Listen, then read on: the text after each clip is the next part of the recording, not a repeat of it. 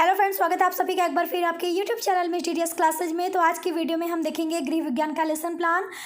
तो यहाँ पे अगर आपको ये वीडियो पसंद आती है तो प्लीज़ वीडियो को लाइक कर दीजिएगा, शेयर कर दीजिएगा दोस्तों के साथ, और अगर चैनल पे पहली बार आए तो प्लीज़ चैनल को सब्सक्राइब करके ही जाइएगा।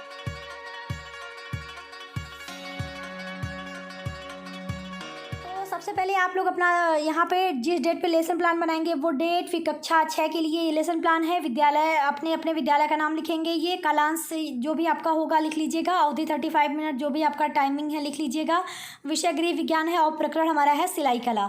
तो सबसे पहले हम समान उद्देश्य देखेंगे। तो यहाँ समान उद्देश्य में छात्रों में सिलाई कार्य कर आत्मनिर्भरता की भावना को विकसित करना, छात्रों के सिलाई के महत्व एवं उपयोगिता से परिचित करना, छात्रों को सिलाई का ज्ञान देकर उनकी विभिन्न विधियों से परिचित कराना।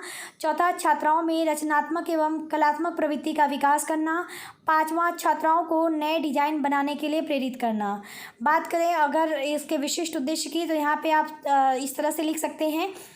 यहाँ पे शिक्षण बिंदु अलग से लिखने की जरूरत नहीं है, आप केवल अपना विशिष्ट उद्देश्य यहाँ पे लिख सकते हैं कि ज्ञानात्मक में छात्राओं को सिलाई का ज्ञान देकर उनकी बौद्धिक शक्तियों का विकास होगा। अवबोधात्मक में छात्राएं सिलाई कला को पूर्ण रूप से जानकर स्वयं वस्त्र सिलने में निपुण हो सकेंगी। कौशलात्मक में छात्राओं में सिलाई के उपकरण को पहचानने व वस्त्र सिलने का कौशल विकसित होगा।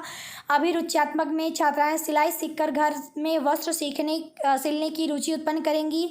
अभिवृत्त्यात्मक में छात्राओं में पारिवारिक दायित्वों की भावना व आत्मनिर्भरता का विकास होगा। अनुप्रयोगात्मक में छात्राएं घर पर वस्त्र सिलकर आर्थिक रूप से धनोपार्जन कर जीवन में प्रयोग करने में सक्षम होंगी। तो यहाँ पे समान और विशिष्ट उद्देश्य देखिए इस तरह से लिख लीजिएगा। फिर बारी आती है सहायक सामग्री की। तो कक्षोपयोगी समझ सामग्री जैसे चौक, डस्टर, संकेतक, लपेट, श्यामफलक यानी श्यामपट, सिलाई कला से संबंधित चार्ट इत्यादि। पूर्व ज्ञान में छात्राएं सिलाई कला के विषय में समान जानकारी रखती हैं। प्रस्तावना प्रश्न की बात करें तो यहाँ पे एक तरफ आप लिखेंगे छात्राध्यापक क्रिया और एक तरफ लिखेंगे छात्रा क्रिया या विद्यार्थी अनुक्रिया। तो पहला प्रश्न है, मनुष्य की एक मौलिक आवश्यकता क्या है? बच्चे बताएंगे मनुष्य की एक मौलिक आवश्यकता वस्त्र पहनना है। दूसरा, किस प्रकार के वस्त्र मनुष्य के शारीरिक सौंदर्य को बढ़ाते हैं? बच्चे बताएंगे अच्छी सिलाई युक्त वस्त्र मनुष्य के शारीरिक सौंदर्य को बढ़ाते हैं। तीसरा प्रश्न, सिलाई कला के विषय में आप क्या जानती हैं? तो ये बच्चों को नहीं पता, यानी छात्राएं जो है निरुत्तर हैं, और यही हमारा हो जाएगा समस्यात्मक प्रश्न। तो इस तरह से आप अपना ये प्रस्तावना प्रश्न निकाल लीजिएगा। तो चलिए आगे बढ़ते हैं। फिर बारी आती है उद्देश्य कथन की। तो हम लिखेंगे आज हम सिलाई कला के बारे में अध्ययन करेंगे। बारी आती है प्रस्तुतिकरण की। अब इसमें देखिए आपको इस तरह से इतने भाग कर लेने हैं। शिक्षण बिंदु, छात्राध्यापक क्रिया, छात्र अनुक्रियाएं, विधि अप्रविधि, सहायक सामग्री और श्यामपट कार्य। तो यहाँ पे सिलाई कला जो हमारा पहला शिक्षण बिंदु है, तो इसमें विकासात्मक प्रश्न है। तो लिखेंगे विकासात्मक प्रश्न में वस्त्रों को नाप के अनुसार ठीक से सिलने की कला को क्या कहते हैं? छात्राएं उत्तर देंगी कि वस्त्रों को नाप के अनुसार ठीक से सिलने की कला को सिलाई कला कहते हैं। विधि में प्रश्नोत्तर विधि। साथ में मतलब ये पूरा विकासात्मक जो प्रश्न है उसके सामने आप विधि में प्रश्नोत्तर विधि लिख लीजिएगा। जो सेकेंड विकासात्मक प्रश्न है वो है सिलाई कला के बारे में आप क्या जानती हैं? ये बच्चों को नहीं पता, छात्राएं निरुत्तर, और ये समस्यात्मक प्रश्न है हमारा। तो अब हम यानी छात्राध्यापिका जो है सिलाई कला के बारे में बच्चों को बताएगी। तो लिखेंगे छात्राध्यापिका कथन के अंतर्गत सिलाई एक महत्वपूर्ण कला है। समान रूप से वस्त्रों की सिलाई का कार्य दर्जी किया करते हैं, परंतु अधिकांश गृहिणियां भी वस्त्रों की सिलाई का कार्य जानती हैं। वस्त्रों की सिलाई में पारंगत होना गृहिणियों को एक आवश्यक गुण माना जाता है। भोजन एवं घर के बाद मनुष्य की तीसरी मूलभूत आवश्यकता वस्त्र है। सभ्य समाज में रहने के लिए, सर्दी, गर्मी व धूप से सुरक्षित रहने के लिए वस्त्र अत्यंत आवश्यक है।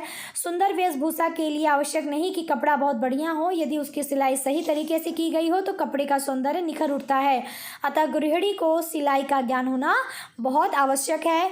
आगे की लाइन अगले पेज पे है, तो वस्त्रों आगे हम देखेंगे, लेकिन उससे पहले विद्यार्थी अनुक्रिया के अंतर्गत छात्राएं ध्यानपूर्वक सुनेंगी। विधि में व्याख्यान विधि है, और श्यामपट कार्य पे आप देख सकते हैं सिलाई कला के बारे में 2-3 पॉइंट यहाँ है कि वस्त्रों की सिलाई का कार्य दर्जी के अतिरिक्त गृहिणियाँ भी करती हैं।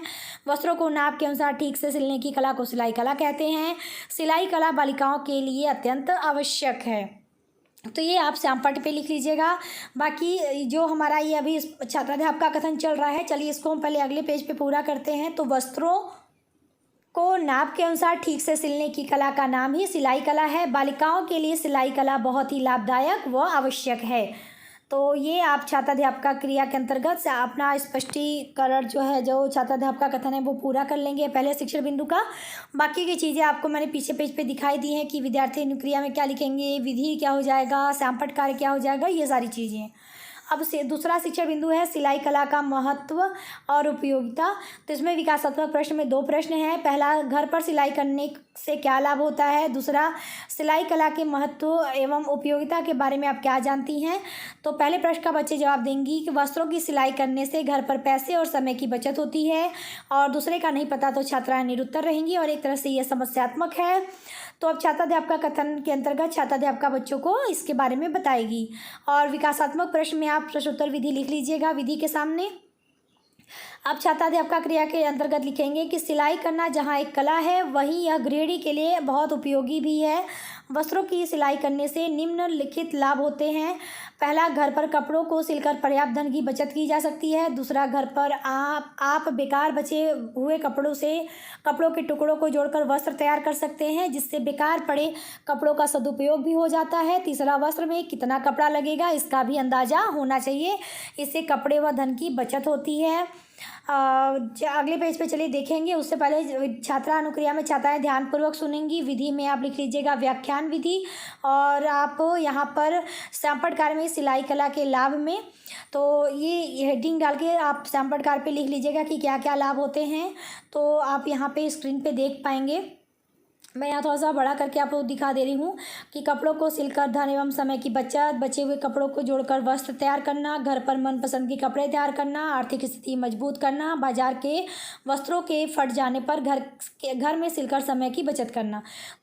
तो आपने देखा 3 पॉइंट उधर थे, बाकी के 3 पॉइंट यहाँ पर हैं। चौथा हमारा जो है कि घर पर मनपसंद डिजाइन के वस्त्र तैयार किए जा सकते हैं। पाँचवा, आर्थिक स्थिति खराब होने पर भी गृहिणियाँ सिलाई द्वारा धनोपार्जन भी करती हैं। छठा, बाजार के बने वस्त्रों के उधड़ जाने व फट जाने पर उसे ठीक भी किया जा सकता है।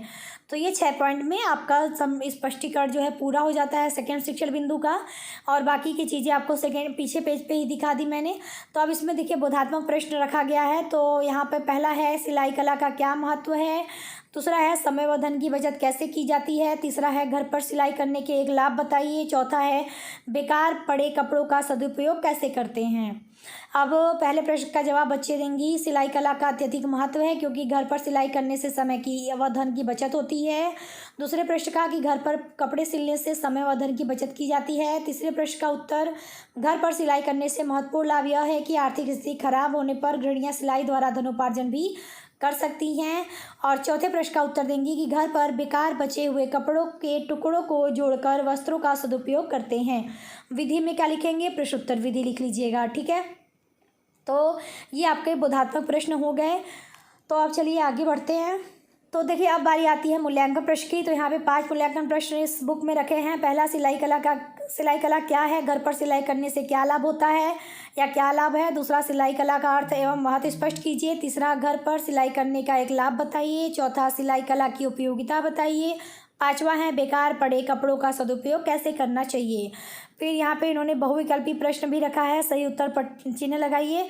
तो कपड़े को काटने से पहले कपड़े पर निशान लगाने के लिए प्रयोग करते हैं क पेंसिल, दूसरा खड़िया। यानी आप इसमें बताना है कि आप क्या यूज करते हैं। और गृह कार्य में इन्होंने रखा है कि घर के सदस्यों के वस्त्रों की सिलाई का यथासंभव प्रयास करें। तो यहाँ पे ये हमारा पाठ योजना है, लेसन प्लान है, वो पूरा हो जाता है सिलाई कला का। आई होप कि आपको हेल्प हो पाए इस वीडियो से। तो वीडियो को पसंद आती है तो प्लीज़ वीडियो को लाइक शेयर और चैनल को सब्सक्राइब कर दीजिएगा। मिलते हैं नेक्स्ट वीडियो में, तब तक के लिए टेक केयर, बाय बाय, जय हिंद।